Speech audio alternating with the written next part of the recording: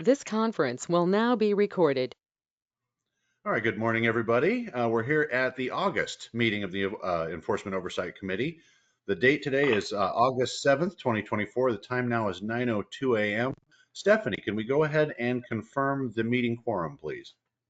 Yes. Jeff? Here. Annie? Here. And Lori? Here. All right, quorum is verified. And staff in attendance today, we have myself, Chad Cook, we have Stephanie Perkins, Administrative Specialist, and Compliance Investigators Dan Murphy and Danny Fry. First order of business today is to approve the meeting minutes from the last Enforcement Oversight Committee meeting. That would be the June 12th, 2024 minutes. Is there a motion to approve the minutes as written? So moved. I'll second. All right, Jeff with the second. Okay. Jeff? Yes. Annie? Yes. And Lori? Yes. All right, the motion carries. And I think Dan has a couple of cases to talk to you folks about today, so I'll go ahead and pass the meeting to him.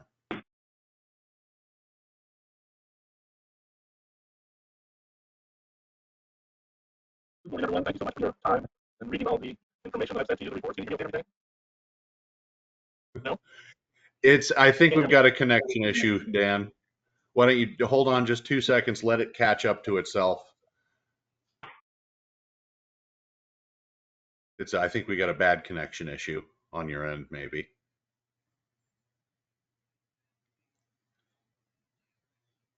Yeah, he looks jumpy. In a video kind of way. Yeah. Yeah. Occasionally, when I turn my video off, it will improve the connectivity, which is why I have my camera off right now because my internet has been spotty. Dan, why don't you try that? Try turning your video off. There you go, and see if we get better audio.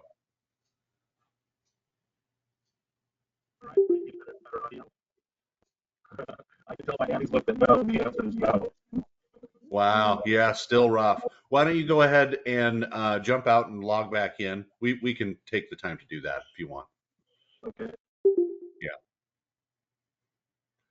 Well, I'm glad I'm not the only one having internet issues today. Thankfully, I'm hardwired in, so I shouldn't have that problem. We have a router out here in the use shop. So, yeah. Nice. I use Starlink. I got satellite. Oh, ouch.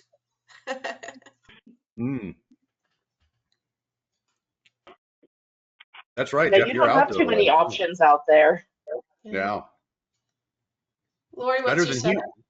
Got to be better than HughesNet, though. That's what they use up in the remote Alaska area, and it just, I mean, you might as well have a hamster or a carrier pigeon with notes. I've heard HughesNet is good. Scribe with the Way better, Dan. Can you hear me better? Oh yeah, absolutely. Okay, as you were, I'll let you talk. Is it an improvement if I turn the camera off as well? We could. You can try that just for audio quality's sake for the recording. Okay, again, so thanks to the EOC members for the time that you put in and reading these reports and looking at all this information. Really appreciate it. So I've got two cases today. The first is 20-2440. It involves an appraisal of a condo in Lake Oswego. The complainant alleged that there were some issues surrounding accuracy about information in the subject's MLS listing, details of the subject neighborhood, market trends, site characteristics, things like that. Do you have any questions for me before we go into voting on the potential issues? No questions? Okay, let's begin with the record keeping rule. Jeff? Yes. Annie? Yes. Lori? Yes. Okay. Next, standard rule 1, real property appraisal development, 11A. Jeff, Yes. Annie, Yes. Lori, Yes. Standard Rule 11C. Jeff, Yes. Annie, Yes. Lori, Yes.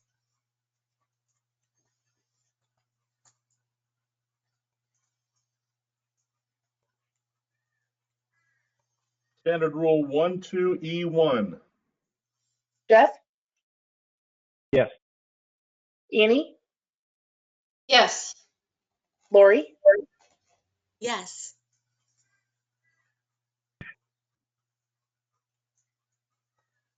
One three A1. Jeff, Yes. Annie, Yes. Lori, Yes. Standards Rule 13A5. Jeff, Yes. Annie, Yes. Lori, Yes. Standards Rule 13B. I assume that's yes. Jeff, No. Annie, Yes. Lori, Yes. Standards Rule 14A. Jeff, Yes. Annie, Yes. Lori, Yes.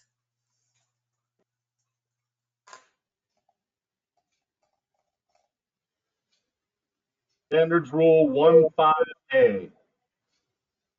Jeff, Yes. Annie, Yes. Lori, Yes.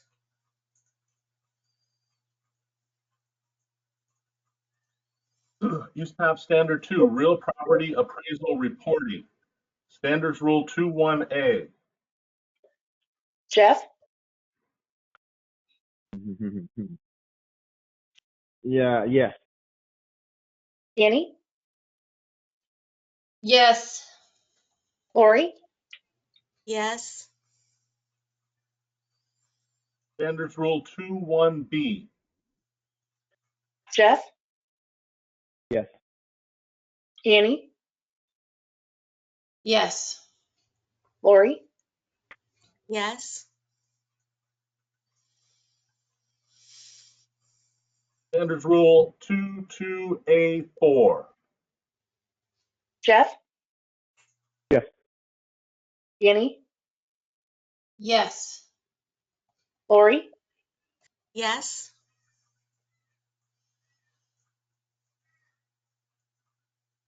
Standards Rule 22A10-1.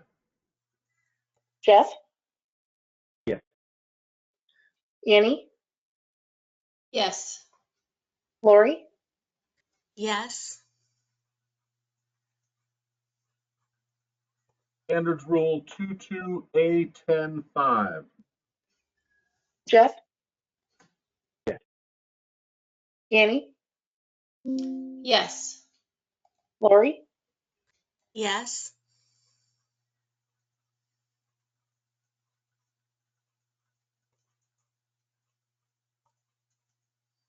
Now with me, just 1 second. Let me get to that next one. Standards Rule 22A10-12. Jeff, Yes. Annie, Yes. Lori, Yes.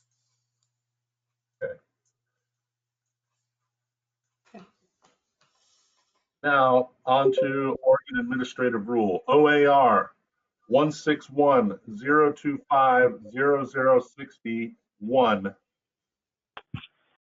Jeff, Yes. Annie, Yes. Lori, Yes. Just real quick for the record, that last USPAP vote was 22A12, right? Not 22A1012. Correct. Okay. All right. 2280. Just for the record. Yeah. All right, moving right along. ORS, Oregon Revised Statute 674-140 sub 2. Jeff, Yes. Annie, Yes. Lori, Yes. And Oregon Revised Statute 674-140 sub 11. Jeff, Yes. Annie, Yes. Lori, Yes. Okay, wonderful. Okay, one down, one to go. The next case, 20-2444. This involved proposed new construction in Bend. And the complainant alleged that the appraiser failed to include the ADU in his analysis. So in this case, what happened was they sent him over the new construction plans. He completed a report. He turned it into them. They said, oh, by the way, we forgot to include the ADU. So he completed the second report with the ADU. Anybody have any questions before we get to voting on this one? I actually want some clarification, and maybe maybe Chad would be good because he's done some residential appraising himself too. But with ADUs, typically they're appraised with a income approach, and I knew that the rules changed with Fannie Mae with regards to doing income approaches. And am I right, Chad, that they didn't accept income approaches until just right around when he did this report? Because I know that was one of the things was that he didn't do an income approach, and he said why. But In I terms of thought my they oldest, in terms of appraising single family homes or homes with ADUs that have rental potential, I've always done income approaches. Well, not yeah, always. okay. That's hyperbole, Yeah, it's but kind of more often than outside my purview. more often than not, I would do an income approach, even if it looked, and that's one way you can tell whether or not it's going to be credible or relevant to the assignment, right? Because you start doing that approach, and the quality of the data dictates whether or not you can continue. Okay. But as far as Fannie Mae goes, yeah, I don't know of any prohibition on income approaches for Fannie Mae. Okay. Okay. I I thought I I'd think read that's that somewhere.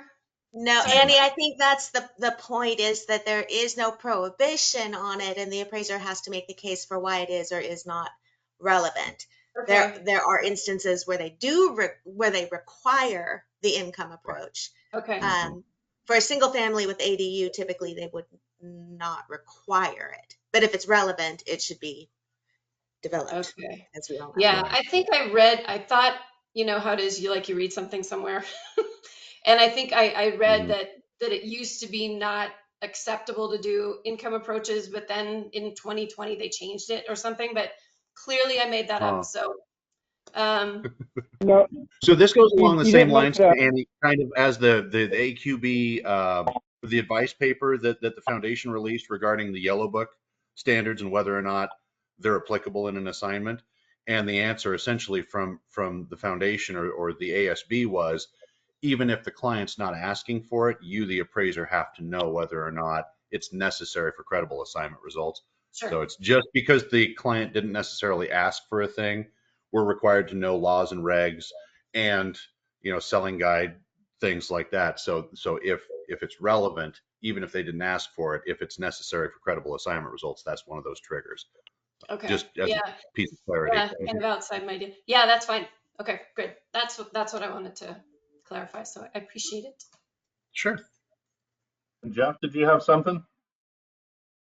Oh, no, yeah, Fannie Mae did change some of their loaning regulations where it used to be that you could look at the income approach, but it have to be at the smaller of the two units, or you'd have to use one or the other, and they keep going back and forth on how they're accepting that income. And honestly, it almost comes down to an individual lender and the day of the week that they have a program that's available where you can add both of them together. So it starts looking potentially into a multifamily for income versus a single family ADU, or if you can use the smaller unit but rent out the bigger home. They keep changing that. So you didn't make that up. That did come out. It's still evolving. Fannie Mae is still evolving those, especially with the Airbnbs and the VRBOs, with the daily rentals or weekly rentals. They're adding that stuff in too. Okay, good. I'm not delusional then. Okay. All right, here we go. Record keeping rule. Jeff, Yes. Annie, Yes. Lori, Yes. Use tab standard 1, real property appraisal development, standards rule 11A. Jeff, Yes. Annie, Yes. Lori, Yes. Standards rule 12E1. Jeff, Yes. Annie, Yes. Lori, Yes. Standards rule 13A3. Jeff, Yes. Annie, Yes. Lori, Yes. Standards rule 13A5. Jeff, Yes. Annie, Yes. Lori, Yes.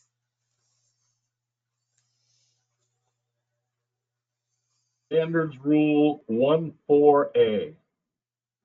Jeff, Yes. Annie, Yes. Lori, Yes. Standards rule 14B1. Jeff, Yes. Annie, Yes. Lori, Yes. Standards rule 14B2. Jeff, Yes. Annie, Yes. Lori, Yes. Standards rule 16B. Jeff, Well, dang, we were talking about this earlier. Now we're in the voting section of this. This kind of tends to come up in this issue here.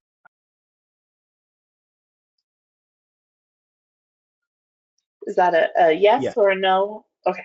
Annie Yes. Yes. and Lori. Yes. Okay. Use tab. Standard 2, real property appraisal reporting. Standards rule 21B. Jeff, Yes. Annie, Yes. Lori, Yes. Standards rule 22A4. Jeff, Yes. Annie, Yes. Lori, Yes. Standards rule 22A10.1. Jeff, Yes. Annie, Yes. Lori, Yes. Standards rule 22A10.5. Jeff, Yes. Annie, Yes. Lori, Yes.